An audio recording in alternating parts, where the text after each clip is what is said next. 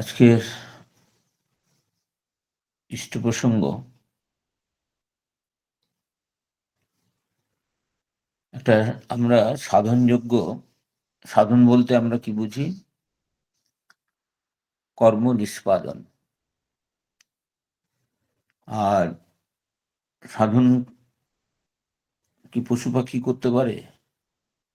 না, পারি হচ্ছে আমরা পারি। আমরা মনুষ্য জীব, যে দেহধারী জীব, আমরা পারি সাধন করতে। কিন্তু সাধন সাধন মুখে বললে দয়াল ধামে যেতে চাই। প্রত্যেকের লক্ষ্য কি? আমরা দয়াল ধামে যাব। এবং বিশেষ করে দেখা যায় আমরা যারা সদ্গুরুর আশ্রয় করে আছি, তাদের যখন প্রাপ্তি ঘটে তখন সকলেই বলে যে না, তিনি দয়াল ধামে গেছেন। কিন্তু দয়াল ধামে যাওয়ার রাস্তা তো জীবদ্দশায় এই সাধন করে, সাধন তত্ত্বের মধ্য দিয়েই তো আমাকে যেতে হবে। আর সাধনা করার পূর্বেই যাকে জানতে হবে, দীক্ষা গ্রহণ করেছি, কিন্তু আমার দয়াল ঠাকুর কি, তিনি, তার স্বরূপটা কি? বিভিন্ন প্রথম কথাই আগেই নির্মল চৈতন্য দেশের যারা বিরাজমান, অনুভূতি সম্পন্ন যারা দ্রষ্টা, যারা, তারা তো সাধারণত হয় তত্ত্বপুরুষ, নয় তত্ত্বজ্ঞ পুরুষ। এবার এই দুটোর পার্থক্যটা বুঝতে হবে। তত্ত্বপুরুষকে আমরা অবতার, গুরু, পুরুষোত্তম, নানাবিধ আখ্যা দিতে পারি আমরা। তারা সেই পরম ধাম থেকে সর্ববিধ গুণ, জ্ঞান, শক্তি সব নিয়েই তারা নরদেহে অবতীর্ণ হন। তত্ত্বজ্ঞকে তাহলে, যারা আমার তত্ত্বজ্ঞ হচ্ছে আমার দয়াল ঠাকুর। তিনি কি করেছেন? না, তার নিজস্ব কিছু চেষ্টা ছিল, উপলব্ধি ছিল, সাধনা ছিল, অভ্যাস ছিল, অধ্যবসায় ছিল। এগুলোর দ্বারা তিনি তত্ত্বকে উপলব্ধি করেছেন, করেই আমাদেরকে বিতরণ করেছেন। আমরা সত্যানুসরণে পাই না যে আদি কারণের সাকার মূর্তি কথাটা পাই, তিনি অ্যাবসলিউট। তাই এই যে আমাদের লক্ষ্য বা আমাদের অভিষ্ট, যে আমরা পরম ধামে যাব, বা আমি চলে গেলে পরে সবাই বলবে পরম ধামে গেলেন বা দয়াল ধামে গেলেন,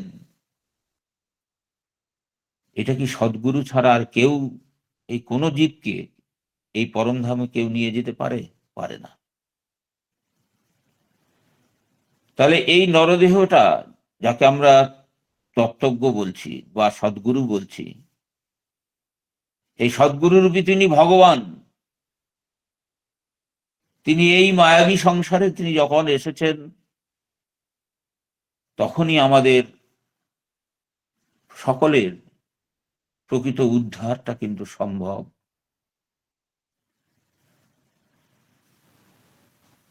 এইবার কি করে উদ্ধার হব? এই যে কিছুক্ষণ আগে আমরা সবাই সদ্গুরুর ভিতরে যে আদি কম্পনটা শক্তি আছে বা ভাইব্রেশনের যে পাওয়ারটা আছে, সেই নামের সঙ্গে, নামের সঙ্গে আমরা এতক্ষণ ধরে আমরা যুক্ত ছিলাম। আর যারাই তার সঙ্গ আমরা করছি, আর তার মধ্যেই কিন্তু সেই ভাইব্রেশনটা কিন্তু, কম্পন ধারা কিন্তু সঞ্চারিত হচ্ছে, ইনজেক্ট হচ্ছে, ইম্পার্ট হচ্ছে, ভিতরে আসছে। তাহলে আমাদের উপাস্যকে যাজন করতে গেলে তো বলতে হবে, আমরা বলি যে আমরা শ্রী ঠাকুরকে নিয়ে যাচ্ছি দ্বারে দ্বারে, ডিপি ওয়ার্ক করছি। তাহলে তিনি কেন আমার উপাস্য, এটাকে আমার বোঝাতে হবে। এই কি করে এই যে আমরা সৎসঙ্গ সৎসঙ্গ না করলে এই জিনিসগুলো আমরা জানতেই পারবো না। এই সদ্গুরু বা তত্ত্বজ্ঞ পুরুষ রূপে যাকে পেলাম, তার স্বরূপটা, এই যে এখন আমরা কিছুটা স্বরূপানুবন্ধী কর্তব্যটাকে আমরা জানলাম, তার স্বরূপ জেনে তার স্বরূপানুবন্ধী কর্তব্য কি সেটা আমরা জানলাম, এবং জেনে আমার মধ্যে কি আসলো, একটা বিশ্বাস আসলো, ভক্তি আসলো, সেই তত্ত্বকে আমরা অবগত হলাম। আর এই অনন্য ভক্তির দ্বারাই কেবল তাকে জানা যায়, তাকে সাক্ষাৎ করা যায়, তাকে স্পর্শ করা যায়। ভগবদ গীতা তো তাই বলছে। তাই নিরন্তর তার নাম জপ করা, তার মূর্তি ধ্যান করা, ধ্যানের তন্ময়তায় এতক্ষণ ধরে আমরা যুক্ত হয়েছিলাম, এটাই তো ভজন। সর্বপ্রতি কি মাথায় রেখে, না তার স্বার্থকে, তাকে প্রতিষ্ঠা করব বলে আমরা অঙ্গীকারবদ্ধ হয়েছিলাম দীক্ষা গ্রহণকালে। তাহলে তাকে প্রতিষ্ঠা করার জন্য তার যেটা যেটা ভালো লাগে, তার প্রীতিবিধানের জন্য, তার সুখ বিধানের জন্য আমাদের কর্ম করা লাগে। তাহলে তার স্বরূপ জানা, সৎসঙ্গ করা, স্বরূপ জেনে তার তাকে তার প্রীতিবিধানের জন্য কর্ম করা, তার স্বার্থকে প্রতিষ্ঠা করবার জন্য, আর ধারে ধারে গিয়ে তার মহিমা গুণকীর্তন করে যেতে হবে। কেন? আমাদের সকলের, সর্বসাধারণের অন্তরে তাকে প্রতিষ্ঠা করতে হবে। তিনি তো প্রতিষ্ঠা হয়েই আছেন, তার নিজস্ব চেষ্টা সাধনা অভ্যাস অধ্যবসায় দিয়ে তিনি এসছেন, ওইভাবেই ওই উপলব্ধি নিয়েই এসছেন। তার সব জানা আছে, তিনি তাকে, তাই জন্য তাকে অন্তর্যামীও বলা হয়। এবার আসি, আমি সাধন তত্ত্বে আসি। আমরা সুরত সুরত বলে একটি শব্দ আমরা বারবার প্রার্থনা পদেও বলি, আমরা শুনে এসছি। তাহলে সুরতটা কি? শ্রীমৎ ভগবদ গীতা বলছে, এই যে স্থূল দেহটা পেয়েছি, দেহটা স্থূল, আমি আসবো সেই স্থূল সূক্ষ্ম কারণে আসবো। তার আগে গীতার কথা বলে নি। তাহলে দেহের মধ্যে কি আছে? ইন্দ্রিয় আছে, কর্মেন্দ্রিয় আছে, জ্ঞানেন্দ্রিয় আছে। তাহলে দেহ অপেক্ষা কি শ্রেষ্ঠ? শ্রীমৎ ভগবদ গীতা বলছে ইন্দ্রিয় শ্রেষ্ঠ। আর ইন্দ্রিয় অপেক্ষা কি শ্রেষ্ঠ? ইন্দ্রিয়ের শ্রেষ্ঠ সম্রাট হচ্ছে মন, সেই মন শ্রেষ্ঠ ইন্দ্রিয়ের থেকে। আর মন থেকে কি শ্রেষ্ঠ? যেটা বুদ্ধি। যে কোন বুদ্ধি? এই মায়াবী বুদ্ধি না, জড়ীয় বুদ্ধি না। যে বুদ্ধি বিবেক সৎসঙ্গে গিয়ে তিনি দেন, যে বুদ্ধিটা পাই তার কাছ থেকে পাই, যে বুদ্ধির দ্বারা আমি পরিচালিত হই, আমি কর্ম সম্পাদন করি, সেই বুদ্ধি। তাহলে দেহ অপেক্ষা ইন্দ্রিয় শ্রেষ্ঠ, ইন্দ্রিয় অপেক্ষা মন শ্রেষ্ঠ, মন অপেক্ষা বুদ্ধি শ্রেষ্ঠ। আর এই বুদ্ধির থেকেও না আত্মা শ্রেষ্ঠ। আত্মা কথাটা বলি, এই যে এই আত্মা, এই চলৎশীলতা, এই বিদ্যমানতা, এই আছি আছি ভাব, এই অস্তিত্ব নিয়ে এই আত্মাকেই হিন্দি ভাষায় বলছে সুরত।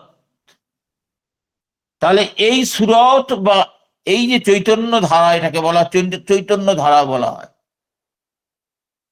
তাহলে কোন চেতনা নিয়ে আছি? তার সঙ্গে যুক্ত থেকে যে চেতনায় আমি, আমার মন প্রাণ উদ্ভাসিত, মন প্রাণ উল্লসিত, মন প্রাণ আনন্দিত হয়ে আছে, সেই মন আমার সঞ্জীবিত হয়ে আছে।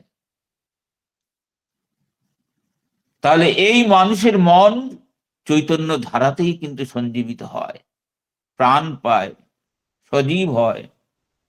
আবার ওই সুরত ধারাযুক্ত, এটা হচ্ছে, আমি প্রথমে সাধনের ফলটা বলে নিচ্ছি। কি ফল? ওই সুরত ধারাযুক্ত মন, যে মন চৈতন্য ধারায় সঞ্জীবিত হয়, সেই ইন্দ্রিয়গুলোকে আবার সচল করে, সঞ্জীবিত করে।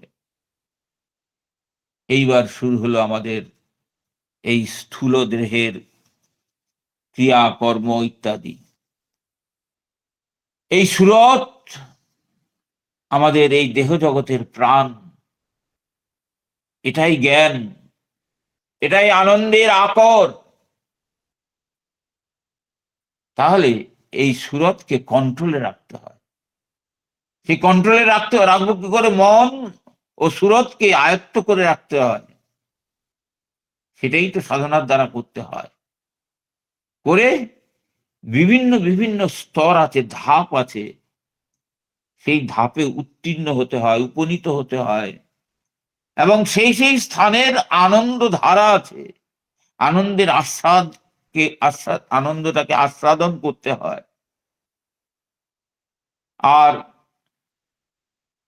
যে যে শব্দ ব্রহ্ম, শব্দ প্রাণের সঙ্গে আমাদের মন যুক্ত, তাহলে এই যে কিছুক্ষণ ধরে নাম করে উঠলাম, এই শব্দ মানেই তো তার অনাহত নাদ। তাহলে সেই আদি কারণম, আদি কারণ সৃষ্টিটা কে করলেন? তিনি এই শব্দ রূপেই তিনি নিজে নিজেকে সৃষ্টি করে এই শব্দ রূপেই তিনি নিজেকে প্রকাশিত করেন। তাহলে এই শব্দের মধ্যেই তিনি আছেন। আর এই যে নাদ, অনাহত নাদ যাকে বলছি, এর মধ্যেই আমি একটা মন্ত্র পেয়েছি 19 আকার দিয়ে, কৃষ্ণ মন্ত্রে। তাহলে কোন স্তরে সেটাকে হ্রিং ইত্যাদি ইত্যাদি নাম বলা হয়, ওম ইত্যাদি বলা হয়। আবার সেই আদি কেন্দ্র থেকে দূরত্ব এবং তার স্থূল সূক্ষ্ম মায়ার আবরণের তারতম্যে কার কতটুকু মায়া আবদ্ধ হয়ে আছে, মায়ার আবরণ কার মধ্যে কতটুকু আছে, সেই তারতম্যে কিন্তু সকল বিভিন্নতার সৃষ্টি। সুরত সেই আদি কারণ থেকে নির্গত হয়ে, সুরতটা আসলো কোত্থেকে? ওই আদি কারণ থেকে আসলো। সেখান থেকে নির্গত হয়ে নিম্নগামী হতে হতে নানা স্তরের সৃষ্টি করেছে, করে এই পিণ্ড দেহে আসে। এই পিণ্ড দেহে মানে এই স্থূল দেহে। এই পিণ্ড দেহে এসে কোথায় আবদ্ধ হয়ে আছে? না আমার দেহের মধ্যে, আমার মনের মধ্যে, আমার ইন্দ্রিয়ের মধ্যে আবদ্ধ হয়ে পড়ে আছে। আর যে অনাহত নাদের কথা বলছি, তার তো আকর্ষণ বিকর্ষণ আছেই। তার দুটো, এই আকর্ষণ বিকর্ষণটাই শক্তি। তাহলে আমরা যখন বহির্মুখী হয়ে পড়ি, একটা অন্তর্মুখী আর একটা হচ্ছে বহির্মুখী, আমরা যখন বহির্মুখ হয়ে পড়ি তখন এই বিকর্ষণ শক্তির প্রভাব কাজ করে।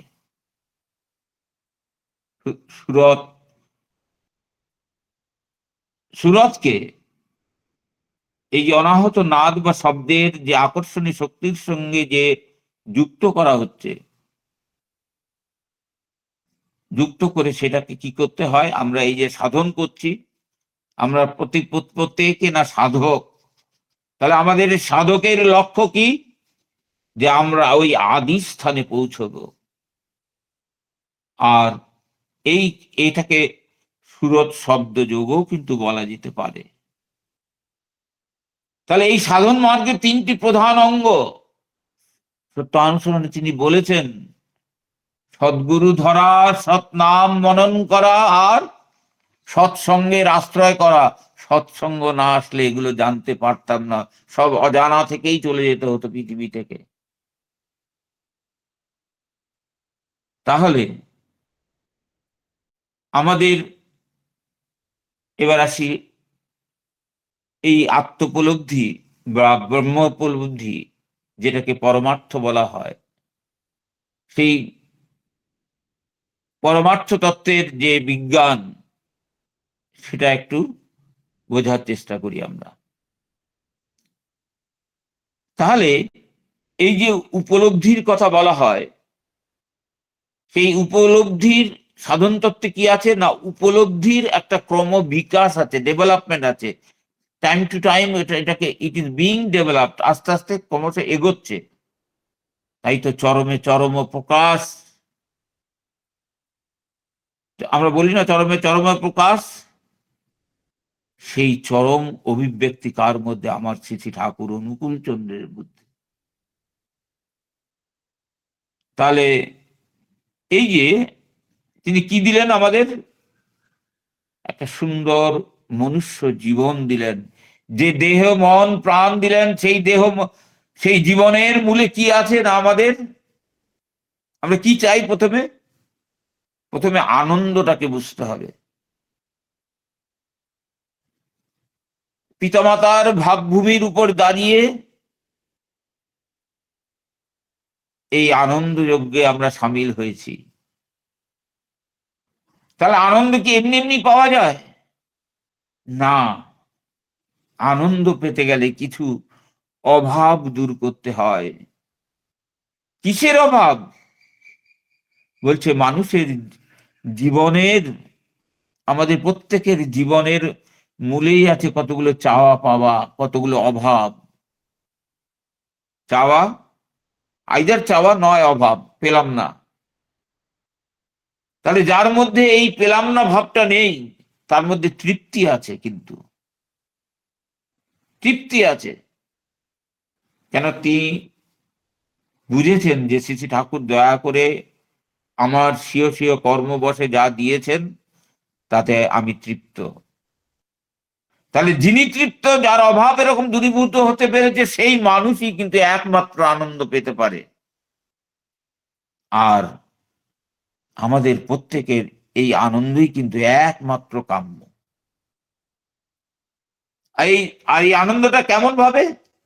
মুহূর্তকালীন আনন্দ বা ক্ষণিক আনন্দ তা কিন্তু নয়, নিরবচ্ছিন্ন ভাবে। তার জন্য বলেছেন, এটা তিনিই বলতে পারেন, আচার্যদের দাদাই বলতে পারেন, কিন্তু নিরবচ্ছিন্ন আনন্দের মধ্যে তিনি নিজেকে যুক্ত করে রেখেছেন। তিনি সেকেন্ডে 4 বার তিনি নাম, 4 সেকেন্ডের মধ্যে 4 বার যে নাম আমরা পেয়েছি সেই নাম করেন।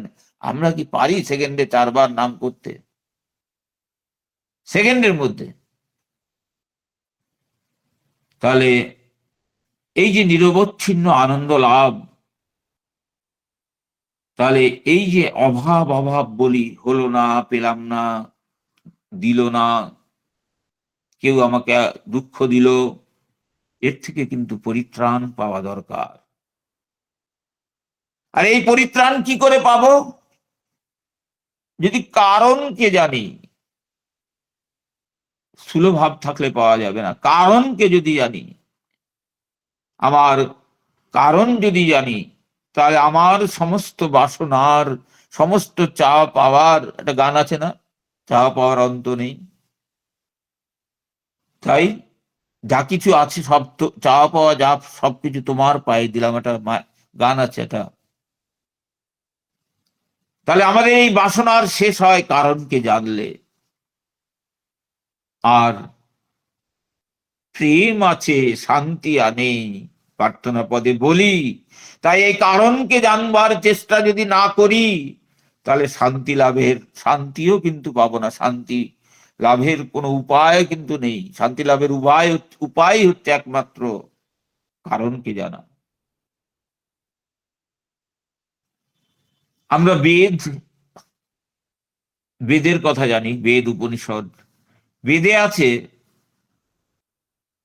ভগবান তো শুরুতেই আদিতে তিনি একা ছিলেন। তিনি কিভাবে আসলে? তিনি বহুতে বিভক্ত হলেন। কে? না নিজ ইচ্ছায়, স্ব ইচ্ছায় তিনি নিজেকে বহুতে বিভক্ত করলেন। তাহলে এই যে অনন্ত সৃষ্টি, এটা তারই তো একটা একটা ভাবের প্রকাশ। তার এক একটা ভাবের প্রকাশ এই অনন্ত সৃষ্টি। সেই আদি কারণকে জানা মানে এই আমরা এই স্থূল জগতে, স্থূল দৃষ্টিতে এই জগৎকে দেখছি। এই স্থূল জগৎ থেকে, এই পরিদৃশ্যমান এই জগৎ থেকে শুরু করে সূক্ষ্ম কারণ অবস্থা এবং এই জগদাতীত, এই জগতের অতীত, সেই সর্বকারণের আদিকরণ, যার থেকে এই বিশ্ব জগতের সৃষ্টি উদ্ভব, সেই সকলকে জানাই একান্ত দরকার। তাহলে এই চরম কারণকে জানবার জন্যই তো যুগে যুগে মহাত্মাগণ কত ধ্যান তপস্যা করেছেন। বহুর জ্ঞান লাভ করতে করতে ওই এককে জানা, এবং ওই এককে ধরে আবার বিভিন্নকে জানা, বহুকে জানা, তত্ত্ব লাভের এই দুটোই একমাত্র উপায়।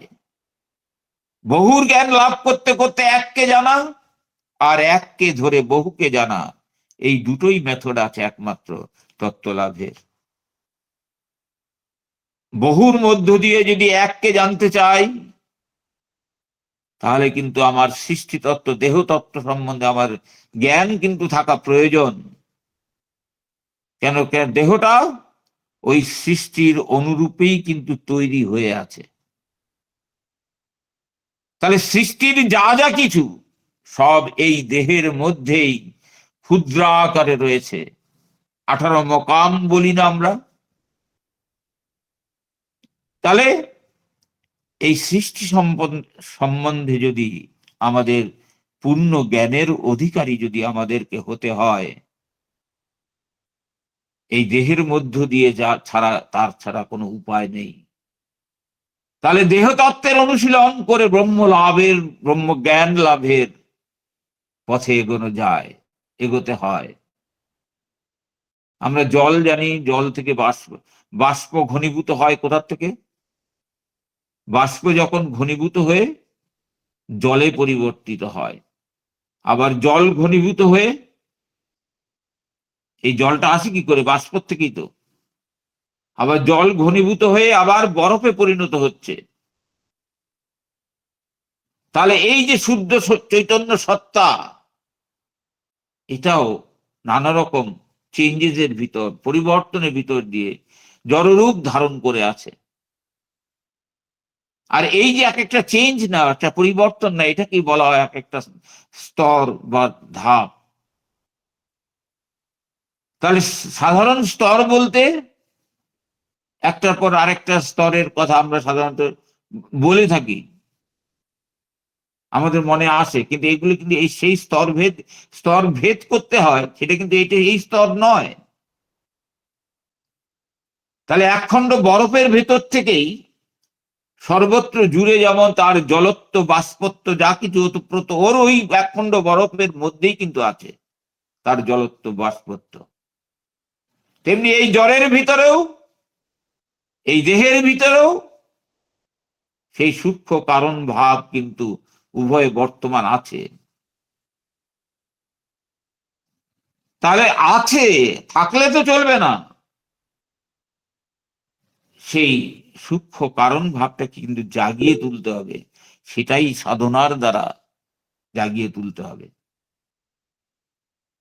এক একটা স্তর করেই মধ্য দিয়েই ওই জ্ঞান লাভ করতে হয়, চক্রভেদ করতে হয়। তাহলে দেহের 3টে অবস্থা আমরা বুঝতে পারলাম, দেহ, মন, আত্মা।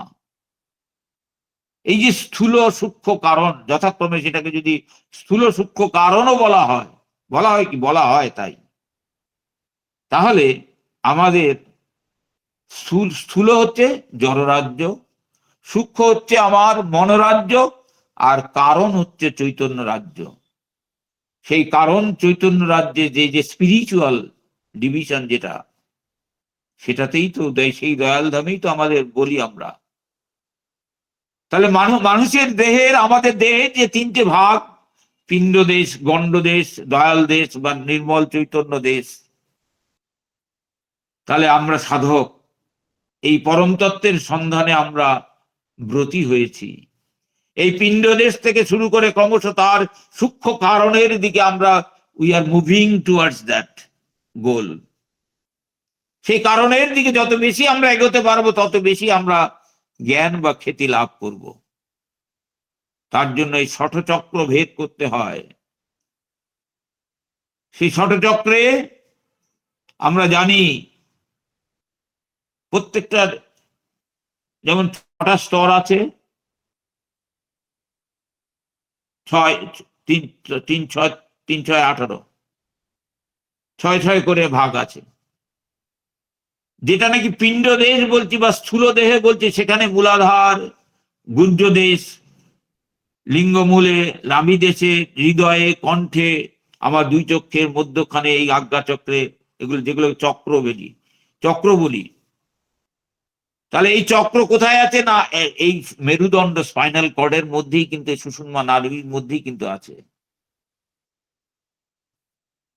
তাহলে যেরকম এই পিণ্ড পিণ্ড দেহ বা স্থূল দেহের মধ্যে যেমন 6টা, ঠিক তেমনি আবার ওই সূক্ষ্মের ক্ষেত্রেও কিন্তু 6টা, কারণের ক্ষেত্রেও কিন্তু 6টা আছে। তাহলে মনোরাজ্য যেটা সূক্ষ্ম দেহ যেটা, সেটাও কেউ ব্রহ্মাণ্ড যেটা বলছি, সেখানেও 6টা স্তর। সেখানে লোক আছে, লোক, শিবলোক, ব্রহ্মলোক, বিষ্ণুলোক, সহস্রদল, কমল, ত্রিকুটি, দশম দ্বার ইত্যাদি 6টা। আর যে চৈতন্য রাজ্যের কথা বলছি আমরা, দয়াল দেশের কথা বলছি, সেখানেও 6টা স্তর। ভ্রমর গুফা, সত্যলোক, অলোকলোক, অলোকধাম, অলোকলোক, অনামি, রাধা, আর যে রাধাস্বামী ধাম। তাহলে এই যে 3টা প্রধান বিভাগ, স্থূল, সূক্ষ্ম, কারণ, এই কারণ রাজ্য অর্থাৎ ব্রহ্মদেশে শুদ্ধ নির্মল চৈতন্য রাজ্য, সেটা কেমন, সেই রাজ্যটা কেমন? সেই রাজ্যে মায়ার লেশ মাত্র নেই, কোনো গন্ধ নেই, মায়া নেই। ব্রহ্ম, প্রথম প্রথম বলি স্থূল দেহটা কেমন, স্থূল মায়াযুক্ত এই নির্মল পিণ্ড দেশটা কেমন না, এখানে আছে মায়া, কিন্তু আছে এখানে, এখানে আছে, এখানে চাওয়া পাওয়া আছে। আর ব্রহ্মদেশে নির্মল চৈতন্য সূক্ষ্ম, সেখানেও মায়াযুক্ত হয়ে আছে। আর এই যে স্তর ভেদের কথা বলা হলো, সেটা কিন্তু এই মনের অনুশীলন বা মনের দ্বারাই কিন্তু অনুভব করতে হয়। আর এই মনঃসংযমের অভ্যাসই কিন্তু আমরা এতক্ষণ ধরে করে উঠলাম, আমরা তার সঙ্গেই নিরন্তর যোগযুক্ত হয়ে থাকি। তাহলে আমরা যে সকল ধামের, জয়গুরু, হ্যাঁ, এইভাবে আমরা সেই দয়াল ধামে আমরা পৌঁছতে পারবো। এর আরো কারণ স্থূল আর একটু ব্যাখ্যা আছে, সময় হলে পরবর্তীকালে কোনোদিন সেইভাবে আমরা আস্বাদন করার চেষ্টা করব। এই বিভিন্ন স্তরের অনুভূতি যেগুলো হয়, সেগুলো আমরা আবার কোনো একদিন আস্বাদন করার চেষ্টা করব। প্রত্যেকের পরিবারের এবং পারিপার্শ্বিক সকলের মঙ্গল প্রার্থনা করি। আর যে পরম সন্ত, তাছাড়া কিন্তু এই স্তরভেদ করা কিন্তু সম্ভব নয়। তাহলে আমাদের কিন্তু সেই সুযোগ আছে, সেই সুযোগটাকে যেন আমরা না হারাই। জয় গুরু। প্রত্যেকের মঙ্গল প্রার্থনা করি। জয় গুরু।